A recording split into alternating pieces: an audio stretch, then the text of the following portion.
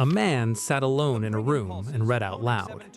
By the time he finished, people 3 states away were loading guns and kissing their children goodbye. He never left the chair. First, subscribe to support the channel.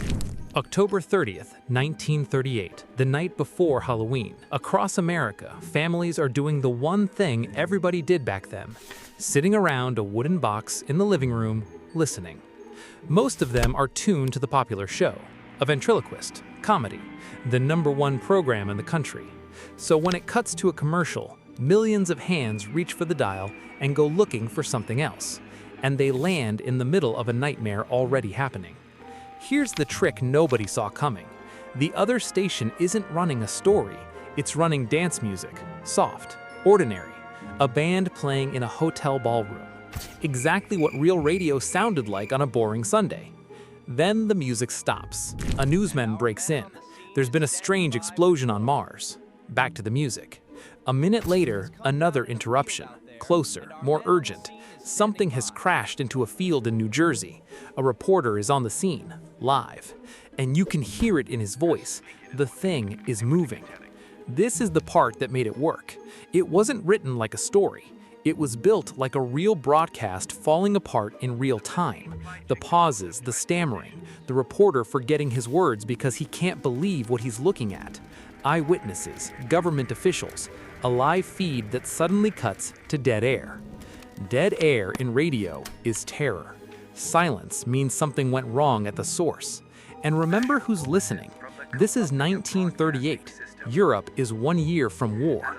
The radio has spent months breaking in with real emergency bulletins, real invasions, real leaders threatening real cities. People had been trained that the calm voice interrupting the music meant the world was actually on fire. So when a trembling reporter described a metal machine rising out of the smoke, some of them didn't hear a play. They heard the news. The phone started ringing. Police stations, newspapers, the radio station itself, people asking which roads were still safe, people asking if they should cover the windows. A few swore they could smell the poison gas, a few swore they saw the flashes on the horizon. That's the thing about fear. Your brain doesn't wait for proof, it fills in the rest for you. Tell a frightened man there's smoke over the hill, and he will see the smoke himself. And the whole time, the entire time, one young man is standing at a microphone in a studio, reading from a script, watching the clock. He was 23 years old. His name was Orson Welles, and he had no idea what was happening outside the building. He thought he was doing a Halloween radio play to a modest audience. He'd even had the show open with a clear announcement that it was fiction. Anyone who heard the beginning knew. The problem was the people who didn't hear the beginning. The ones who spun the dial late, walked in halfway and dropped straight into the moment the world was ending. By morning, it was on every front page in the country. The broadcast that panicked a nation.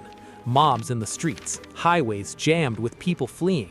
A whole population driven mad by a voice on the radio. And here's the turn. Most of it wasn't true. The stampedes, the highways, the suicides people whispered about. Historians went back and checked. The evidence barely exists. Yes, some people were frightened, some made phone calls, but the image of an entire country running screaming into the night, that was written the next day by newspapers. Because newspapers were losing money and advertising to radio, and here was the perfect weapon, proof that this new medium was dangerous, irresponsible, not to be trusted with the truth. So they printed the biggest version of the story they could.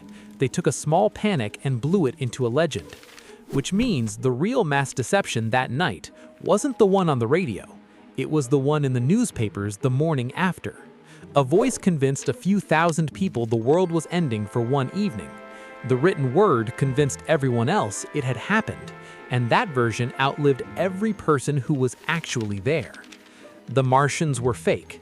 The panic was mostly fake. The only thing that turned out to be real was how easily we believe whatever gets repeated the loudest.